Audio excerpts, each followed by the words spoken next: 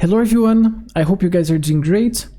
In this video, I'm going to show you how to create a module of an excavator arm that you can see here. And we're going to do this to be solved in Abaqus. And we're going to create this module using ANSA, which is a preprocessor software from Abaqus. So if you search for ANSA Abaqus, you're going to find this web page. And well, this is a preprocessor software that can be used to create modules for many different types of solvers, such as Abaqus itself. The CAD of this example is going to be this one that I got from GrabCAD. I'm going to let the link of this page in the description of this video, so you can download the files by clicking on download files, and one of these files is a step file that we are going to use. Okay, I had created a working folder for this example, and I have the .stp file here. That is the one that contains the CAD. Now I'm going to open up ANSA, which is the preprocessor software that I'm going to use to create this module. I'm going to use the ANSA layout, click on OK. And let me point out here that this video is not the best example for beginners, because I'm not going to be able to explain everything about this software, okay? The ANSA software. But if you are a beginner, if this is the first time that you're using ANSA, you should simply follow everything that I'm going to do here. And I'm sure that you're going to learn many things, but I'm not going to explain in details about everything that we are going to do here, because if I do that, this tutorial is going to get too long. Okay, so just follow what I'm going to do here and you're going to learn many things. So the first thing I want to do here is to open this .stp file in ANSA. And to do this, I'm going to copy the path to this folder, Ctrl+C, and I'm going to click on this button, open a CAD file, paste the path to that folder here, and I'm going to double click on the .stp file.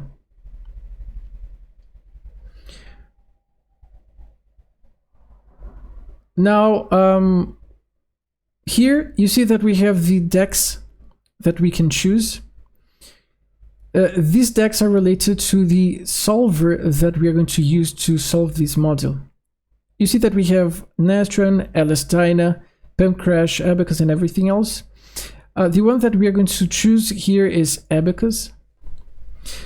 Let's rotate the view. To rotate, you use the Ctrl key and left mouse button.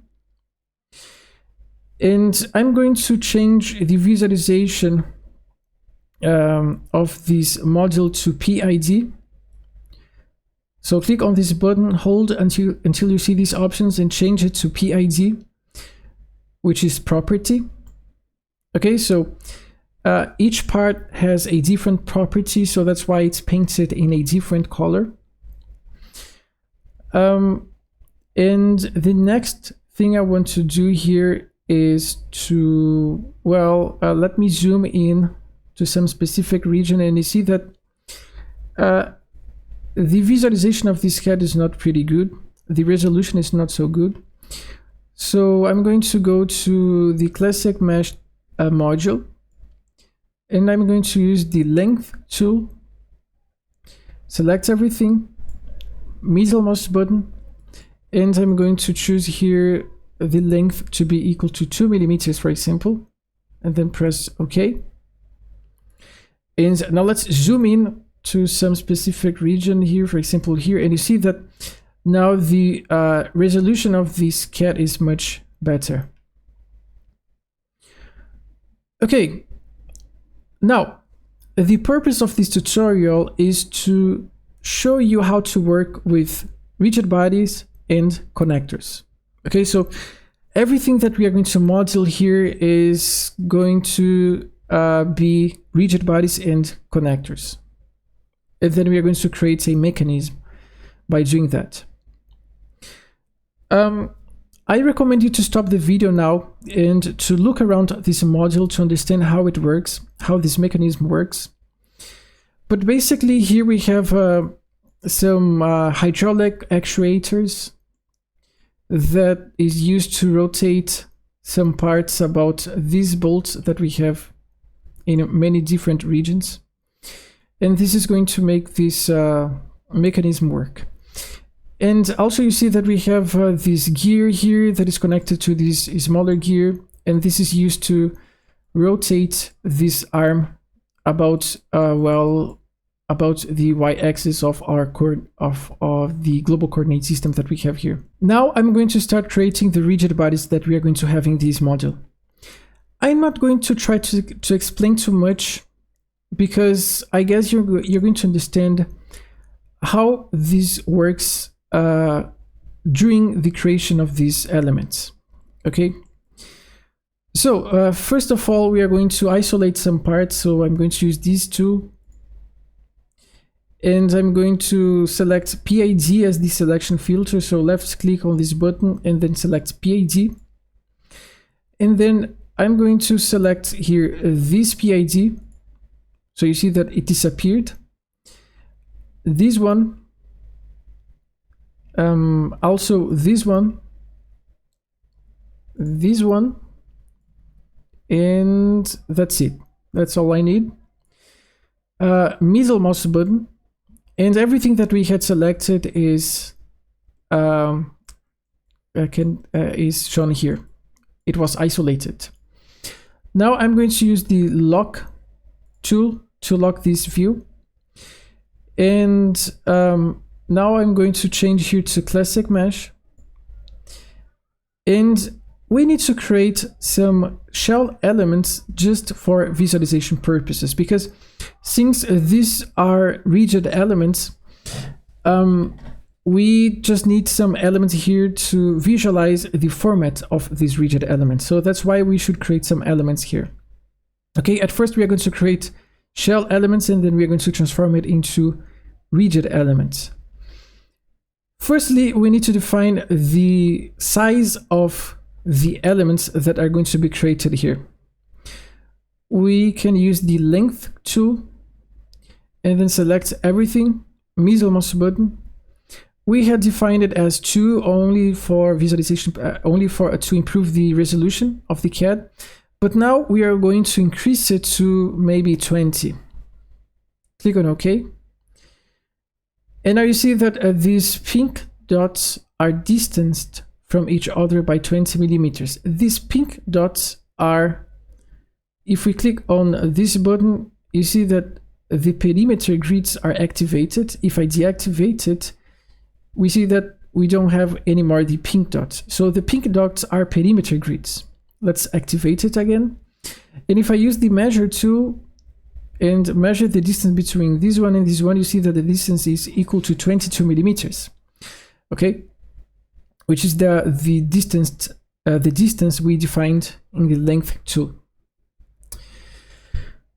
Okay, now we should also click on mesh parameters, and in here we can define many parameters related to the mesh. And for example, the target length, we can set it to 20 millimeters and click on OK. Now we can finally create this mesh. In the classic mesh module, we have here the mesh generation group, in which we have many different algorithms that can be used to create this mesh. I'm going to simply use the free algorithm, because we are not really worried about creating a good quality mesh, because this mesh is going to be used for rigid elements, so it's not going to have a stiffness or anything like that. Okay, so we can create a very bad quality mesh that is going to be only used for visualization purposes. So click and hold on free and select, click on select everything, middle mouse button, and now you see that we have this mesh created. If we zoom in, you see that the quality is not so good in these regions, and that's okay, because we don't really need a good quality mesh. We just need to when we zoom out, we just need to be able to see that this is a part of the excavator arm. Okay. All right. The next step is to detach this mesh to the CAD, because right now this is connected to the CAD that we have. So for example, if I click here to deactivate the visualization of the CAD entities, I'm not going to be able to see the elements. Let me activate it again. So let's release these elements, and to do this, go to volume mesh, and let's use this tool here to release. Select everything, middle mouse button.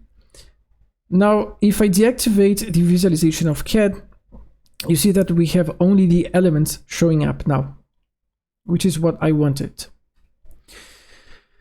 Okay, now in the database, if we go to the element group, you see that we have shell elements. Double click on it. So you see that we have some quadrilateral elements. We have also some triangular elements, but these are all shell elements. And that's not what I want. I want to transform this into rigid elements. And to do this, let's go to the Abaqus deck. And in here we have some tools related to Abaqus. And the one that I'm going to use is this one in the elements group, utilities, change type, 2D entities. Let me point out that every time that you need to select something, you should left click and hold, and keep holding the left mouse button, and then you can select what you want, and then you can release the left mouse button. So I want change type 2D entities. I want transform to R3D, which is rigid element, from shell. Okay, so in here from, I'm going to select shell, and to, I'm going to select R3D. Select everything and click on apply. Close this. And now you see that we have the rigid body created and also the rigid elements. Let me explain to you how this works. You see that in the database we have these rigid elements. Okay, if I double click on it, these are the rigid elements that we have. So if we select one of these, let me just maximize the ID column. If I double click on it, you see that we have this card that has the ID of the element. This is an R3D element. We have the nodes that are part of this element. We have 4 nodes. These are the ID of the nodes. And this is how we define the rigid element. So here we have a total of 2,800 rigid elements. Now double click on rigid body, and you see that we have one rigid body. This rigid body is simply the connection of this node, which is a reference node, to the rigid elements that we have here, actually to the nodes of the rigid elements that we have here. Okay, if I double click on this rigid body, we can give it a name such as arm1. So you see that there is the command that is used in the input Abaqus file to create this entity. So it is asterisk rigid body. There is a reference node ID, which is the ID of this node here. And there is an element set, which is a set of elements containing all these elements, these rigid elements that is used for this rigid body. Okay, so you see that there is a difference between rigid elements and rigid body. So rigid elements are part of the rigid body definition. Okay. And there is also this tie node set that we are going to discuss about shortly. Okay, this is important for us in this module. This element set, let's discuss more about it. If I position the mouse here, you see that if I use the question mark, I'm going to open a list of all element set that we have. So I'm going to use the question mark, and you see that we have only one element set that was created. That is a set containing all of these rigid elements. Let me close this, and let me actually press F2, and then, well, I was with my this element set selected, and I'm going to press F2, and I have the card of this element set opened. We can rename this as ARM1 rigid elements. It's important to rename it because depending on the version of Abaqus that we are going to run this module, if the name of the element set is too large, then there's going to be an error that will be generated. Okay, so it's important to rename this element set. Click on OK, and click on OK. Now, if we click here in sets, we see that list of sets. We can maximize it, and you see that this set is composed of, let me maximize it, of all these rigid elements, 2820 R3D elements. Okay, now before we continue, let me show you how this would be written in the Abaqus input file. Okay, so I'm going to go to my working folder. I'm going to copy the path of this working folder. It's just the folder that I'm using to store any file that we generate in this module.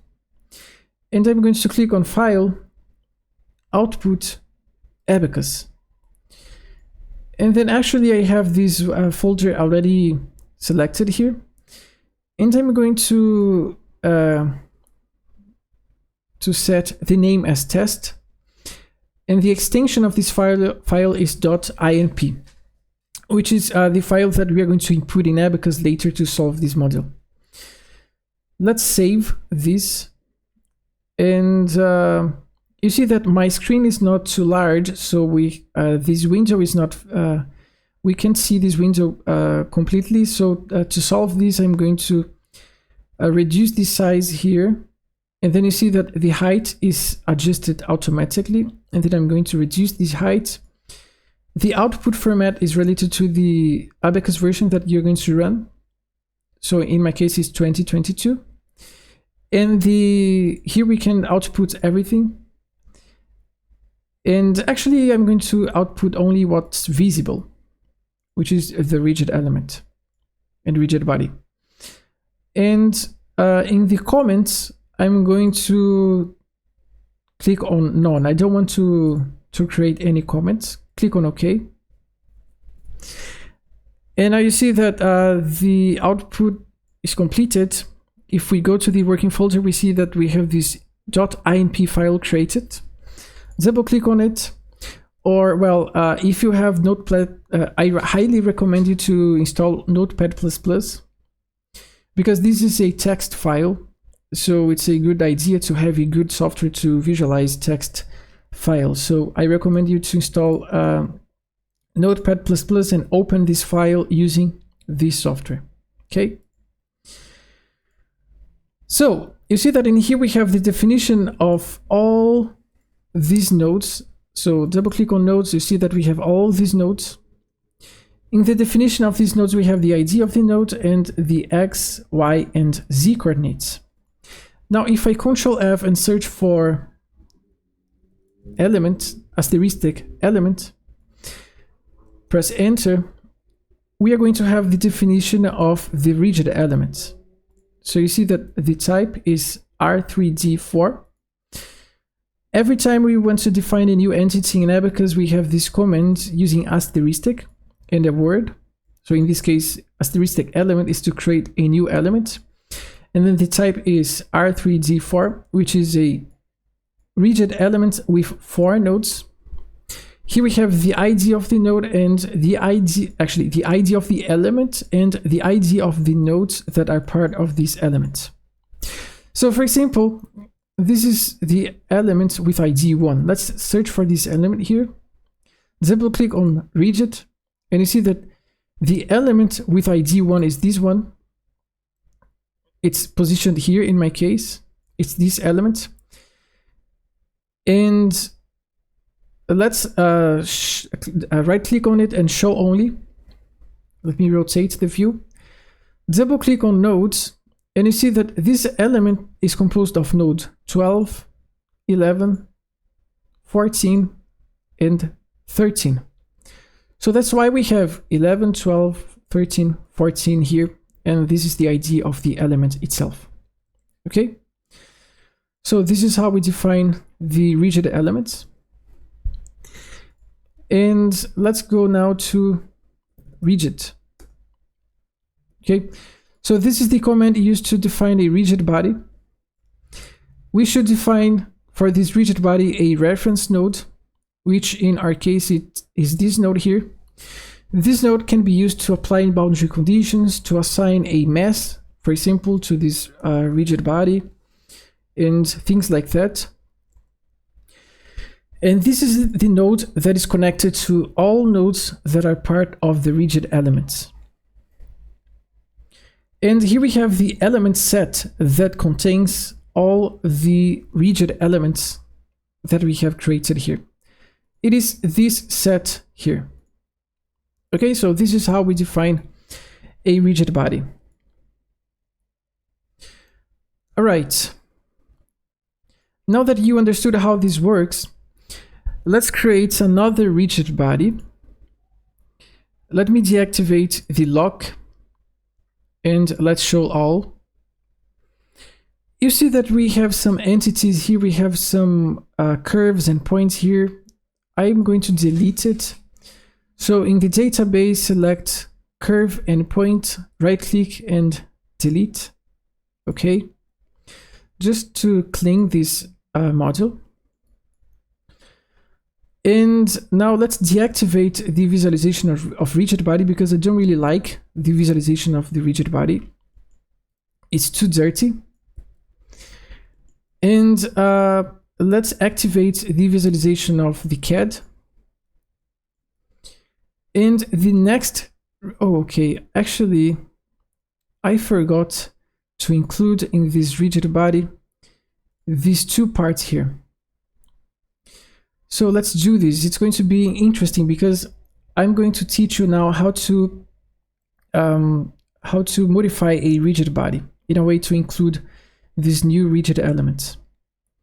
So let's use the isolate tool, and let me just minimize this to see more buttons here. I'm going to use the PID filter. I'm going to select this part, middle mouse button, to isolate it. I'm going to be faster now. Classic mesh, use the length tool, select everything. Let's change it to 20. And then let's use the free algorithm, select this. Now let's go to volume mesh, release, select everything to release the mesh. Now it's not attached to the geometry and to the CAD anymore. And now let's go to the deck, to the Abaqus deck. In the elements group, utilities, change type to the entities, from shell to R3D, select everything, apply, and then close these. And then double click on rigid body, and you see that we have this additional rigid body created, but I don't want to have one additional rigid body. So let's delete this rigid body. And what I'm going to use is only the rigid elements. Double click on rigid. You see that we have these rigid elements created. And now I simply should add these rigid elements to the set that was used in the definition of this rigid body arm1. Double click on it, and you see that we have this element set, right? We are going to modify this element set. Close this.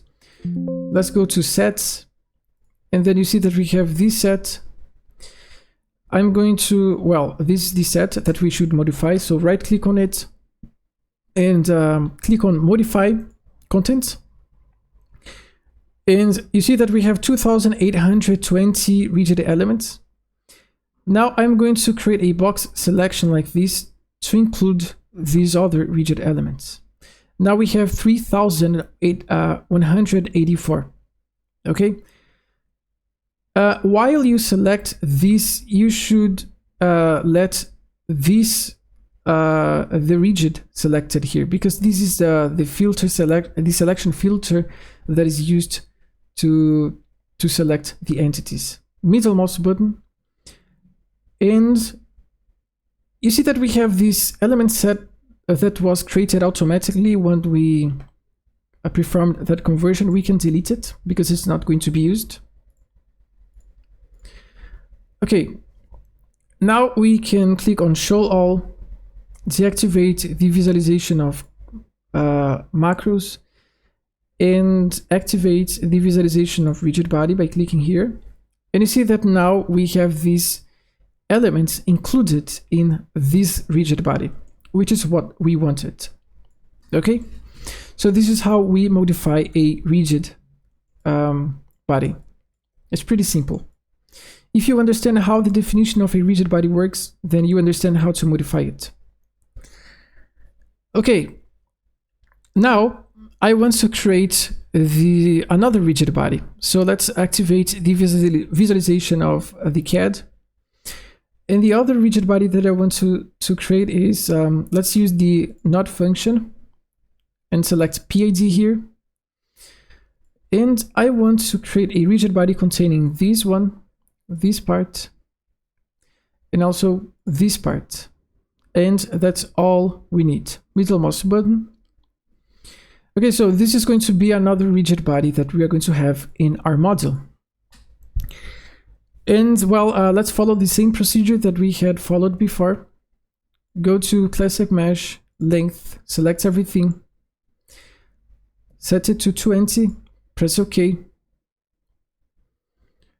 And let's use the free algorithm, select everything.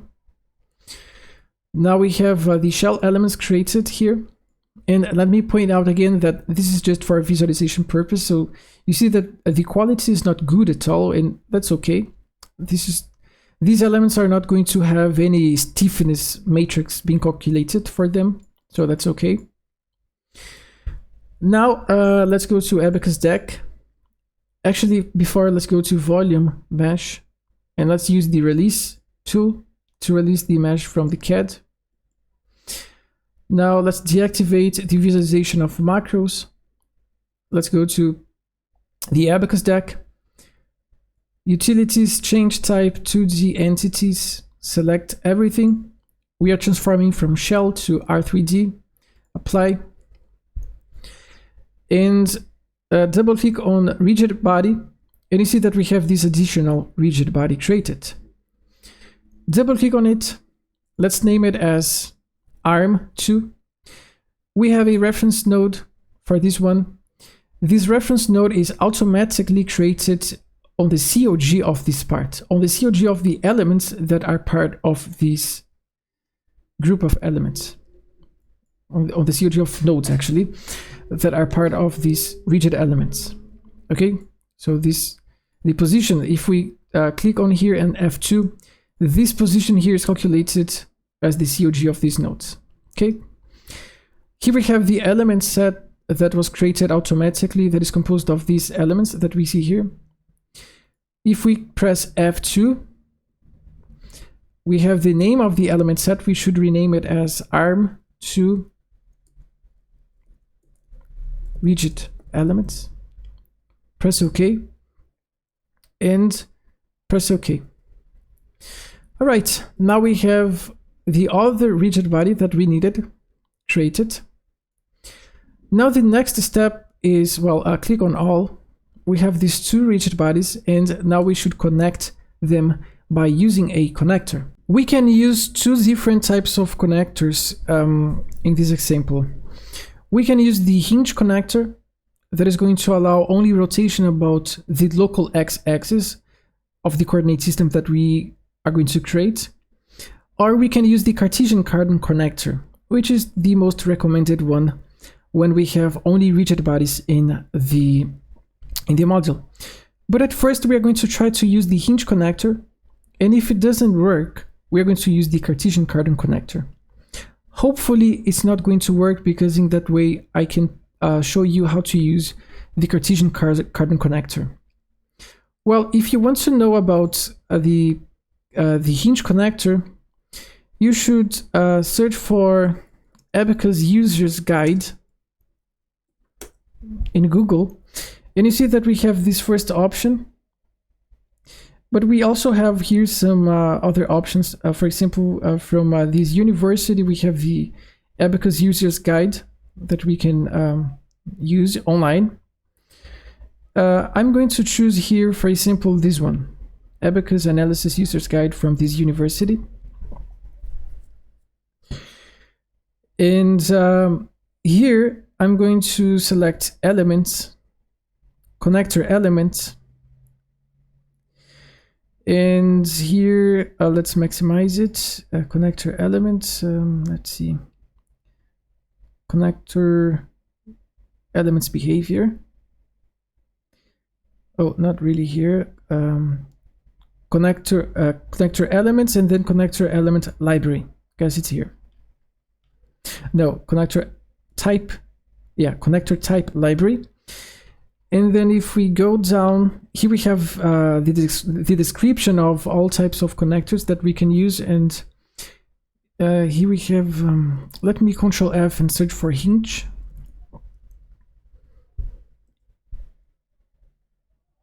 And then press enter until you find this part of the user's guide. You see that a hinge connector is one that allows rotation about the local x-axis, so it's representing the behavior of a hinge itself. Okay. Here we have a better representation of how it works. So you see that we have this pin, and we have this part B and part A. So part B is going to be allowed to rotate about the axis of this pin with respect to part B, which is exactly what we want here.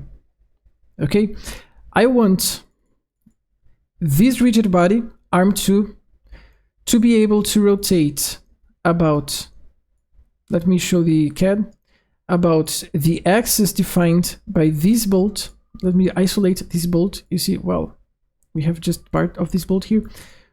So the axis of this bolt, I wanted to be able to rotate about this axis with respect to this other rigid body. Okay. All right. So you can read more about how this works. You see that the available components of this connector is UR1, which is rotation about axis, rotation about the x-axis. Well, let's create this hinge connector here. Let's do this, and after we do this, I'm going to explain why we did it in this manner. Firstly, we need to create a point on the COG of this circle. Okay, you're going to understand why later. Let's change here to classic topo module. To do this, click here using the left mouse button and hold, and then select classic topo. And then let's use the let me see if let me deactivate the camera, because I guess it's in front of this. We are going to use the on COG. We are going to create a new point on COG, select this tool and hold, and we are going to use this option here, circle, because we want to create a point on the COG of a circle. Now we should select 3 nodes that are part of this circle, for example, this one, and this one, and then press the middle mouse button, and then you see that this point is created right in the center of this circle. Let's do the same thing on the other side. To rotate the view, you should hold the Control button and use the left mouse button. Select 3 nodes here, middle mouse button, and now we have this point right in the middle. Now let's use the on COG tool again, but now let's select points. Now I'm going to select this point and then this point. Middle mouse button, and now you see that a third point was created in between these 2 points, right in the middle. Okay, so the point that I am interested in is the one that is right in the middle. You see that we have these 3 points showing up in the database. Double click on it. Okay, so we have these 3 points, and I know that this one is passing through the axis of this bolt, right? And it is positioned right in the middle.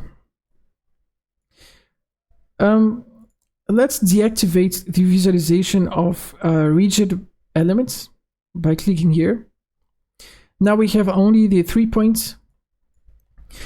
And before we create this connector, I should create a local coordinate system that the x-axis is in the direction of the axis of the bolt, okay? Which is the axis that we want to have rotations occurring. To create a new coordinate system, go to the Abaqus deck, and there is this tool here that can be used to define a new coordinate system. Click and hold, and then select rectangular. Now, the first point that we select is going to be the origin of this coordinate system. So let's select this point. The second point is going to define the direction of the z-axis. So select this point here, for example, and then later we will need to rotate this coordinate system in a way that the x-axis is going to be in this direction. Select this point, middle mouse button, this card opens, which has the definition of this coordinate system. So we have a name for this coordinate system, and you see that we have here, if we position the mouse here, there is the description of how this coordinate system is defined. So you see that this point G1 is the first point that we select. It has the coordinates x, y, and z as A1, A2, and A3. Okay, which are these fields here, A1, A2, and A3. And this is the position of the first point, which is the position of the origin of the coordinate system.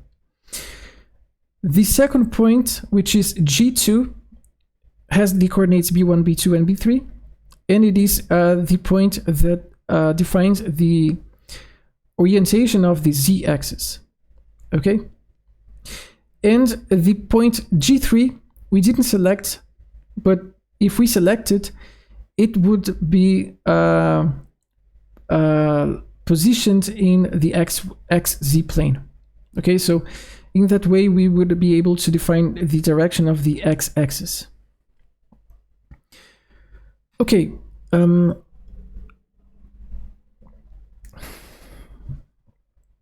now press on OK. You see that we have the coordinate system representation here. You see that it's pretty small. We can make it larger by going to by clicking here in mesh parameters. No, it's not here, sorry, in quality criteria. And by the way, here's where we can define the quality criteria parameters that can be used to create the mesh. But in this case, since we have only rigid elements, we don't really need to have a good quality mesh. Okay, so that's why we didn't use anything here. Now let's go to presentation parameters. And in here we have the size of the coordinate system, which is 3. We can increase it to 10, for example, and apply. And OK. Now you see that the coordinate system is much larger now. And the z-axis is in the direction of the axis of the bolt. And I don't really want that to happen. I need to rotate this coordinate system about the y-axis by 90 degrees in a way that the x-axis is going to be along the axial direction. So let's do this. And by the way, we should use the right hand rule to know what is the positive sense of this rotation. Okay? So you should position your thumb in the direction of the y-axis and perform these movements so that you know what is the positive direction of rotation for this axis. Okay, so in this case we should rotate by minus 90 degrees about y, so that the x-axis is going to be positioned from this point to this point. Let's do this. You see that in the database we have this new item, coordinate. Double click on it and you see that we have the coordinate system here that we had created. Double click on it. And in here we should perform a rotation. 1 is for x, 2 is for y, and 3 is for z. So the rotation is going to be about the y-axis to minus 90 degrees. Press on OK. Now you see that the x-axis is positioned from this node to this node, which is what we want. Now we can create the hinge connector. To do this, we are going to, we should be in the Abaqus deck. And inside the elements group, we have all the types of elements that we can create. And the one that we want to create is a connector element, which is this one. Click and hold, and we can have connectors with only one node and connectors with 2 nodes. In this case, it's going to be with 2 nodes.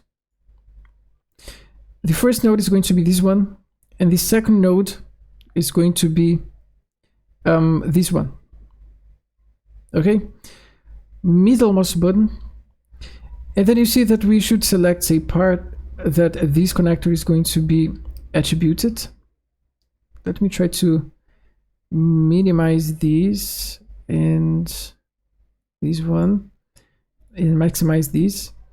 We have this part in the module browser that has been already created. Let me point out here that the parts that we have in the module browser is just something that is used to organize the module here in ANSA, but this is not going to be an output for the input file in Abaqus.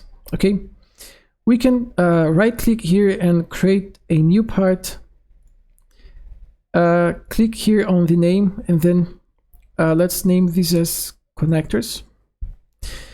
And then double click on this part so that this connector is going to be assigned to that new part. This window appears, which is the list of connector sections that we have. Connector section is just the definition of the behavior of the connector itself. It's just the property of the connector, the PID of the connector. Right click to create a new one and click on new. And then here we are going to name this as hinge. Let me name this as hinge arm1, arm2, because this is the one that is going to be used to connect arm1 to arm2. In component 1, we are going to select hinge.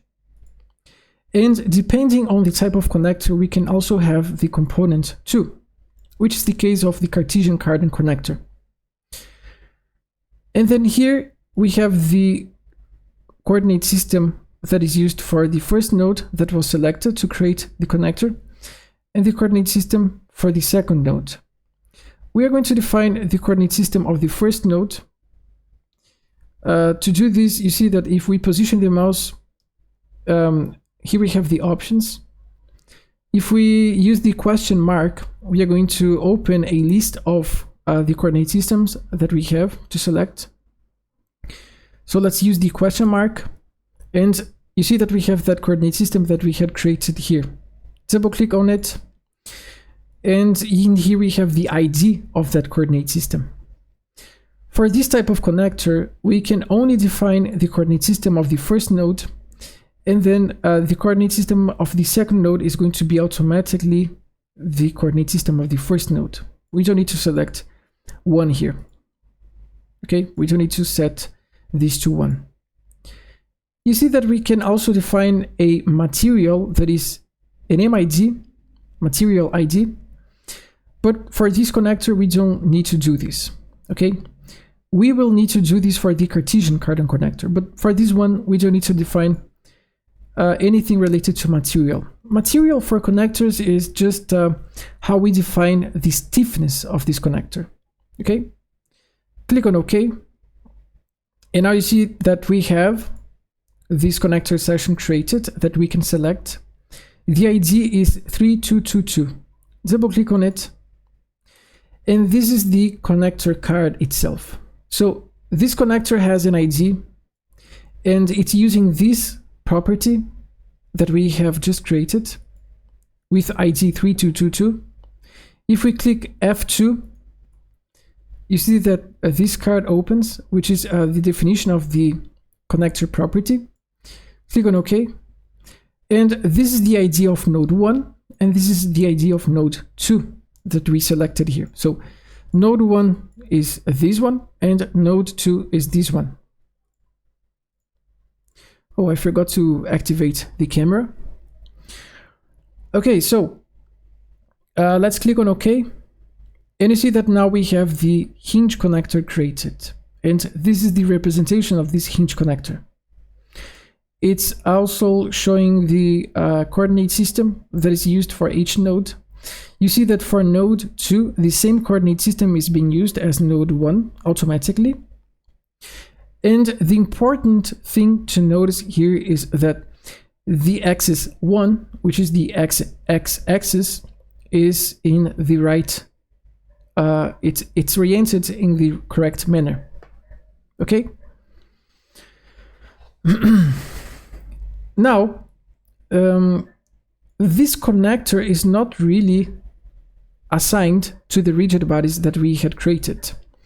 Now, this is the next step. To do this, we are going to create a new set.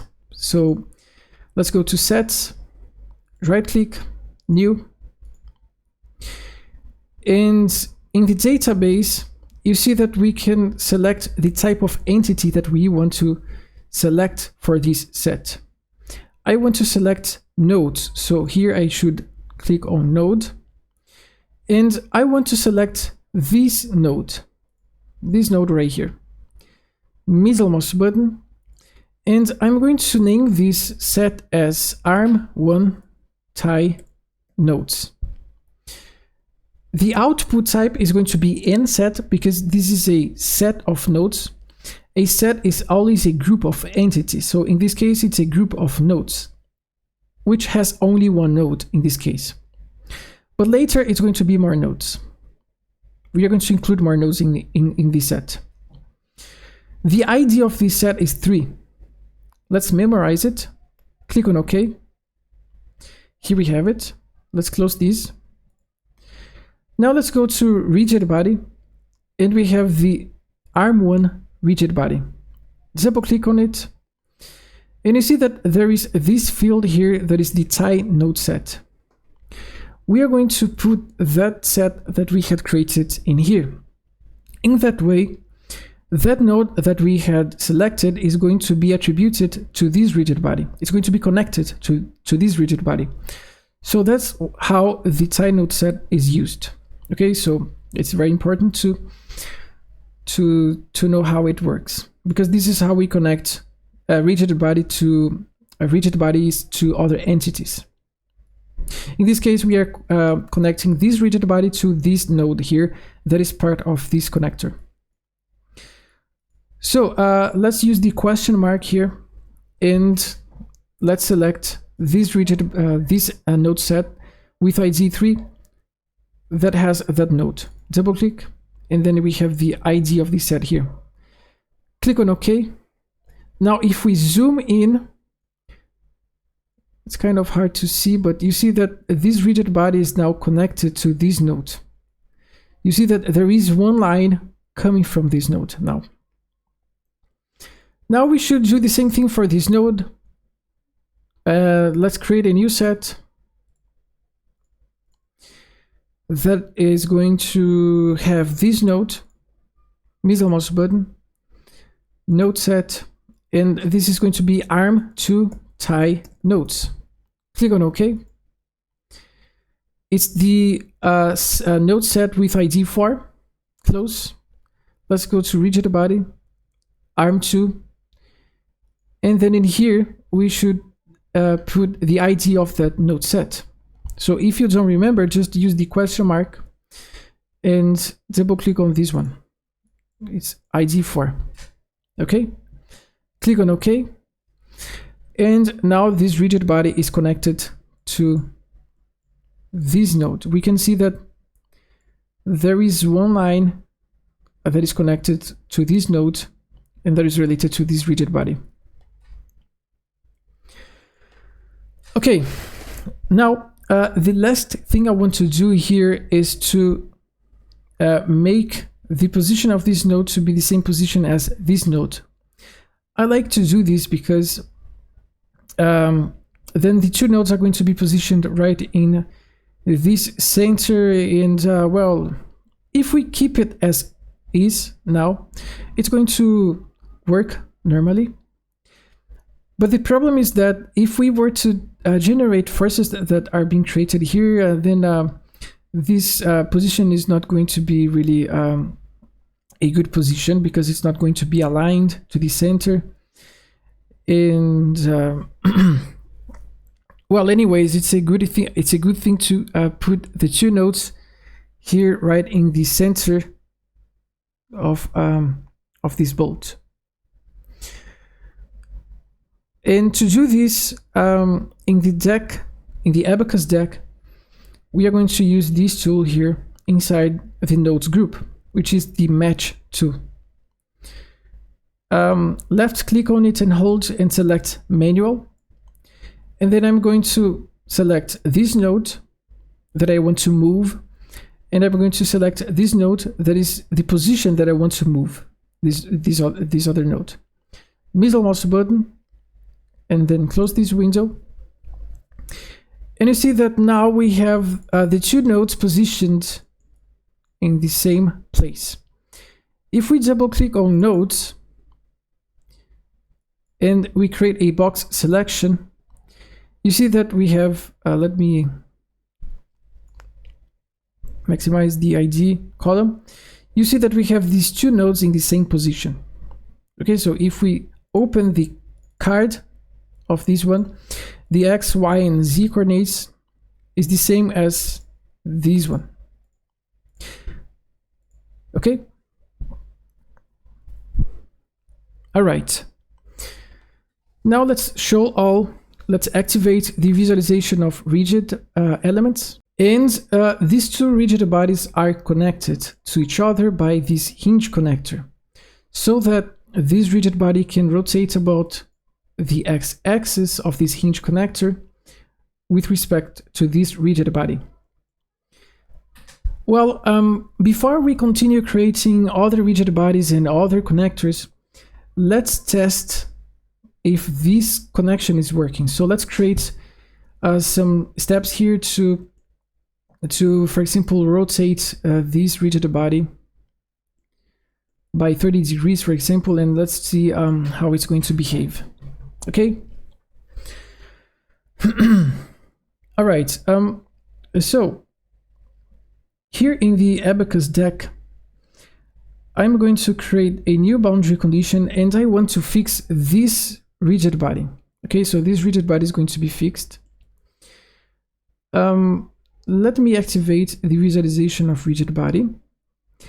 And well, to fix this rigid body, we should fix the reference node that is related to this rigid body. So that's why the reference node is so important. Let's create here a new boundary condition. So you see that in here we have the boundary group, and there is this button. Click on it and hold, and select nodes, and position the mouse here, zoom in and select this node. Middle mouse button, and here we have the card of the boundary condition. This is the node that we have selected.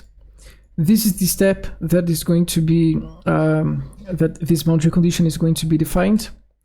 Let's define it in the first step. We didn't create any step yet, so this is going to create the first step automatically, and then we should set up this step later, the configuration of this step. the type is going to be displacement. The degrees of freedom are going to be, well, 1, 2, 3 is for displacement in the x, y, and z directions. And 4, 5, 6 is for rotations about the x, y, and z axis. So I want to, and here we have the magnitude, right? So if magnitude is 0, it means that all these degrees of freedom are going to be fixed. It's going to be equal to 0. So all translations and rotations are going to be equal to 0 for this node, which is what we want. So click on OK. And you see that we have this new item created in the database, boundaries, and it's boundary. I double click on it, and then you see that we have this boundary created at this node. And also we have this additional item steps. Double click on it. Let's maximize it. And you see that in here we have a new step manager. Let's rename it. Click and then click again. And then I'm going to just say that this is the step manager. And we have this new step that was created. Click on it. And I'm going to name it as just step 1. Now double click on step manager. So this is going to be very important for us, the step manager. This is where we manage the steps that we have in our analysis and the boundary conditions that we have in each step. So for example, right now we have only one step. Let's maximize it. And inside this step, we have only one boundary condition. Double click on it. And here we have the boundary condition that we have inside this step, which is that one that we had created. Now, double click on step 1 because we need to set up the configuration of this step here. And here we have the name of this step. Well, for this type of analysis, since we are going to have large displacements and large rotations, we should activate the geometrical nonlinearity, okay, which is one type of nonlinearity. And it is the only type that we are going to have in this model. What else?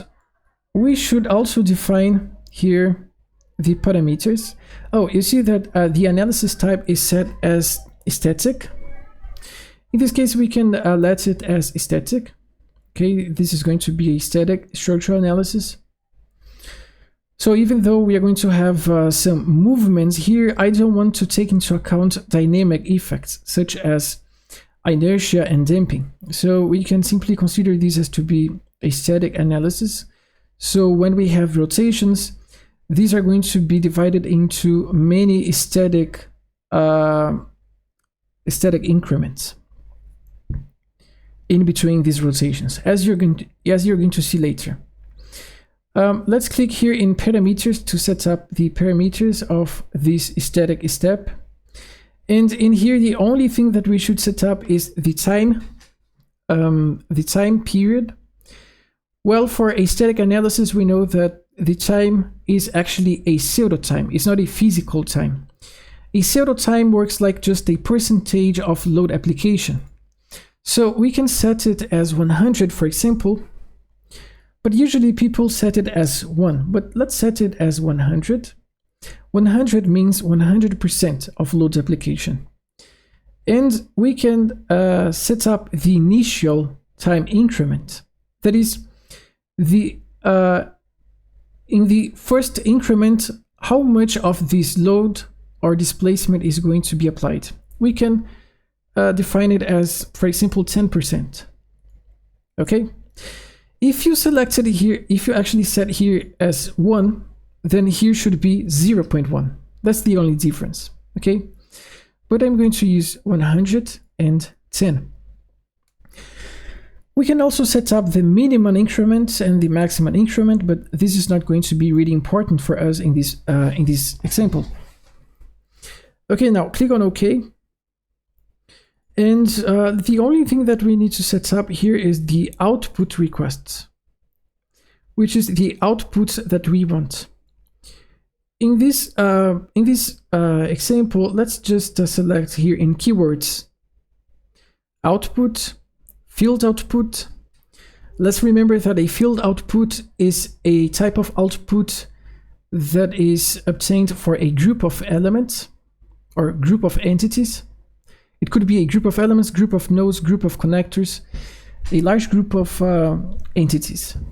Okay, and a history output is for a selected group of entities or for single entities.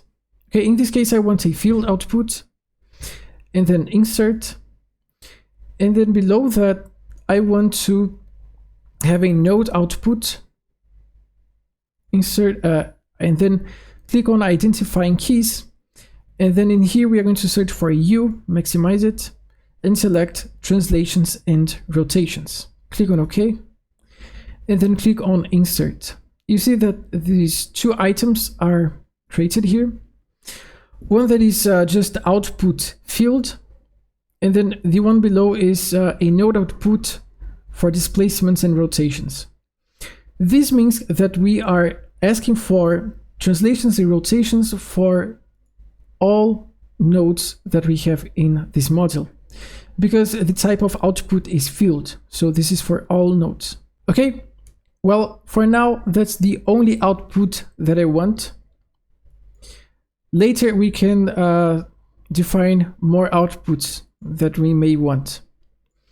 Now click on OK, and the step 1 is set up. Okay, we have this boundary condition that is used to fix this rigid body. Let me close the step manager, and the other boundary condition that I want to create is a connector motion for this hinge, because I want to generate a rotation about the x-axis. Let's do this. Firstly, let me deactivate the visualization of rigid bodies, because I don't really like it. And in the tech module, having the Abaqus selected, let's go here to boundary and search for this one, connector motion. If in your case it's not showing up here, you can click on this button to see more options. Okay, click on connector motion and hold, and then select element. Select this hinge connector, and then middle mouse button, and then I want it to be in step 1. This is the ID of the connector that we had selected, and the type is going to be displacement, and the degree of freedom is going to be rotation about the x-axis. That is 4. Okay, so 4 is rotation about x, 5 is rotation about y, and 6 is rotation about z. And then the magnitude here is in radians. So let me open Excel here, for example. And for example, if I want a rotation of 30 degrees, we know that 30 degrees is just 180 divided by 6, right?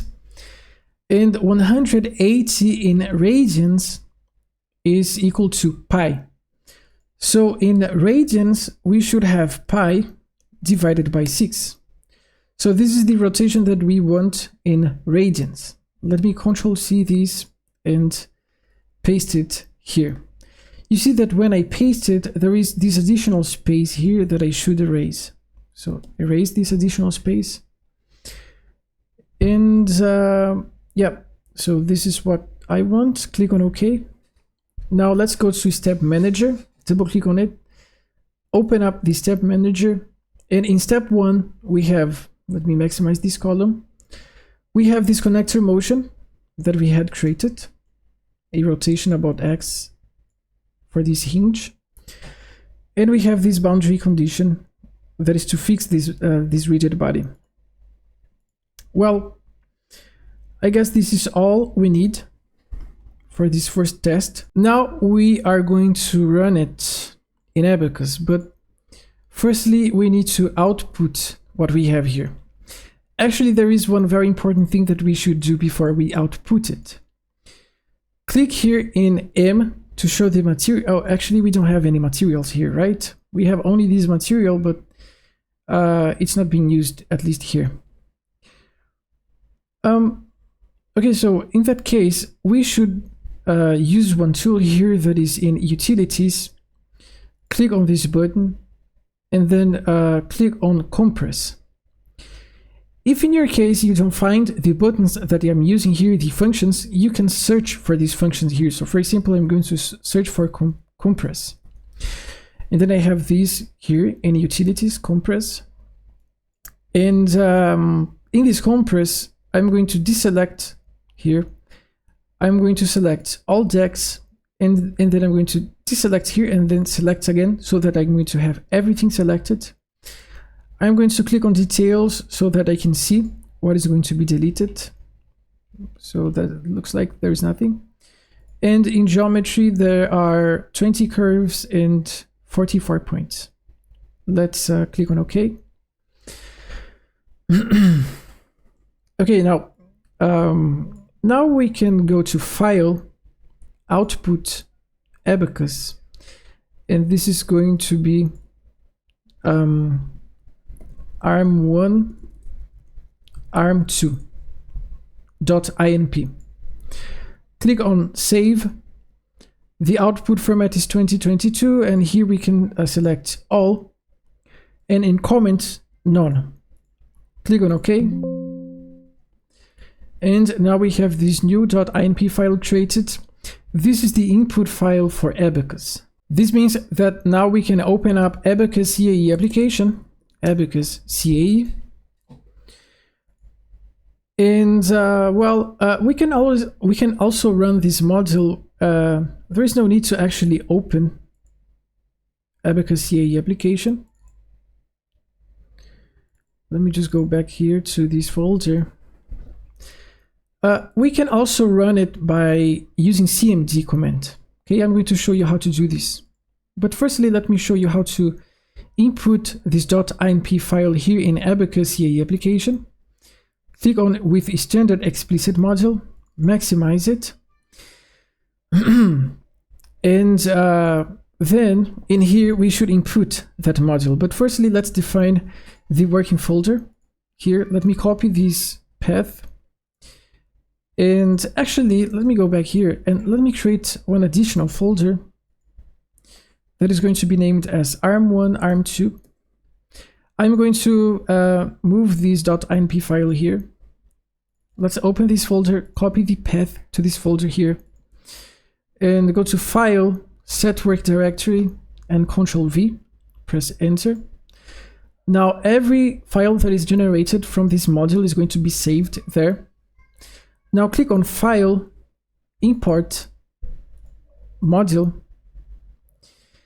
and then you see that that file is already selected. In here, I'm going to select Abaqus input file .inp, and then you see that we have this .inp file here to select. Double click on it, and now we have that module that we have created in here. We can simply go to the job module, or actually create job, could be job 1, continue, click on OK, and then click on job manager, and then we can submit this job. It says that we didn't define a history output, that's okay. And let's see if it's going to run. It's running now. Let's click on monitor.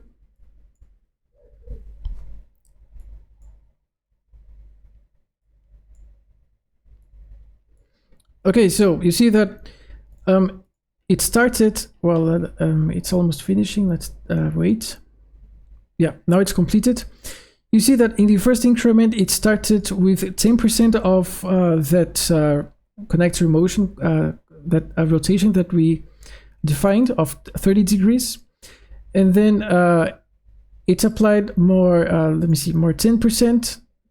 And in total, it had 20% of that rotational displacement and so on. Then 15%. and so on. Now let's close these and let's click on results and let's see if this worked. Let's click here in plot deformed shape. So you see that we have this rotation occurring. Okay, so we can animate it. Okay, so everything is working as expected. The software that I actually use to post-process results is the Meta, which is the post-processor software from Betakai. So the Meta is also from Betakai, Meta post-processor. And this software is used to post-process FEA results from many different solvers.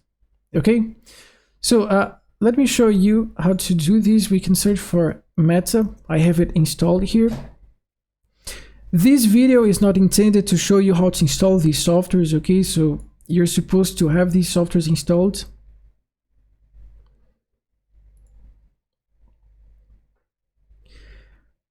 Now, let me go back to this working folder, and you see that these are the files that were generated.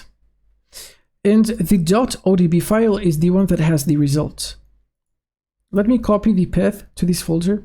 Let me go back here to Meta, maximize it. And one important thing here is that to post-process Abaqus results, you should install a library here in Meta that is related to Abaqus, the Abaqus library. Okay, so it's important to keep this in mind. So if you have Meta, you should ask for Betakai for this library, or you should find a way to find it on the internet, which is possible. Now let's click here in geometry. Let's input the .inp file. I'm going to paste the path to that folder here, press enter. And then you see that we have the .inp file that was generated from this job. We can also select this one that we had outputted from ANSA. Let's select this one. Okay, so here we have the model that we had created. Now let's click here in results, and in here it's going to select the .odb file automatically. But if in your case it didn't select, you can click here in this folder and then select the .odb file manually, which is the file that contains the results. So you see that we have here all increments that were created to solve this model. We can let everything selected, and here in Scholar we can choose what type of result that we want. So in this case I'm going to let displacement magnitude read. Now let me rotate this.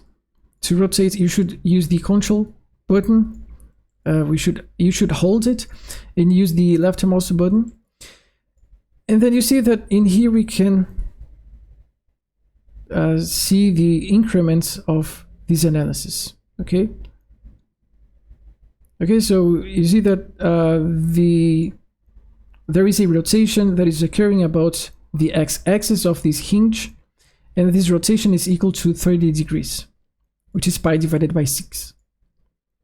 Okay, we can also click here. Let me deactivate my camera. We can also click here to visualize the magnitude of displacement. Okay, so we have a displacement of 400 millimeters approximately in this reddish region. And well, that's all I had to show in this first video. In the next video, we are going to continue the setup of this module. That is, we are going to, let me deactivate the CAD here. We are going to create the other rigid bodies that we have here. We also have these, the hydraulic actuators that are going to be represented using translator connectors or axial connectors, one of these two. Okay, so we are going to finish the creation of this module. So I hope you liked it, and see you in the next video.